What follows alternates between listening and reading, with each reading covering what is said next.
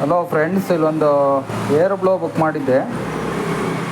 ಅದು ಬಂದಿದೆ 500 ರೂಪಾಯಿ, 499 ರೂಪಾಯಿ. ಇದ್ರ ಹಿಂದಗಡೆ ಕಸ್ಟಮರ್ ನೇಮು, ಯಾವ ಕಂಪ್ನಿ ನೇಮು ಏನಿಲ್ಲ, phone number, customer care number ಏನಿಲ್ಲ. ನೋಡಿ ಬಂದಿದೆ.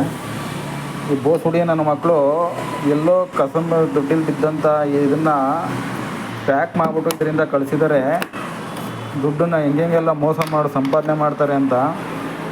ಕಳ್ಳನ ಮಕ್ಕಳು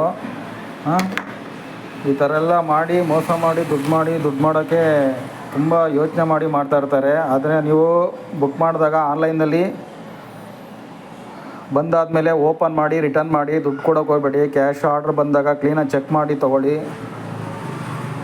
ತೊಗೊಂಡಾದ್ಮೇಲೆ ಒಂದು ಸಲ ಚೆಕ್ ಮಾಡಿ ಕೇಬಲ್ ಇದೆಯಾ, ಇದಿದೆಯಾ, ಪ್ರತಿಯೊಂದು ಯಾವುದೇ ವಸ್ತು ಆಗಲಿ ಕೇಬಲ್ ಇದೆಯಾ, ಕರೆಕ್ಟಾಗಿದೆಯಾ, ಪ್ಯಾಕಿಂಗ್ ನೀಟಾಗಿದೆಯಾ, ಆಮೇಲೆ ಬಾರ್ ಕೋಡ್ ಇದೆಯಾ, ಪ್ರತಿಯೊಂದನ್ನು ಚೆಕ್ ಮಾಡಿ ತೊಗೊಳ್ಳಿ. ಏಕೆಂದರೆ ತುಂಬ ಆನ್ಲೈನ್ ಯಾವುದು ಬೇಕಾದರೂ ಆನ್ಲೈನಲ್ಲೆಲ್ಲ ತುಂಬ ಮೋಸ ನಡೀತಾ ಇದೆ.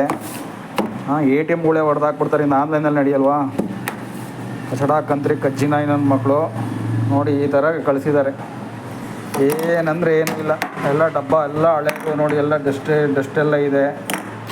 ನೋಡಿ ಈ ಥರ ಇದೆ. ನೋಡಿ ಡಸ್ಟ್ ನೋಡಿ ಹೇಗಿದೆ. ಇದು ಹೊಸ ಥರ ಇಲ್ಲ ಇದು.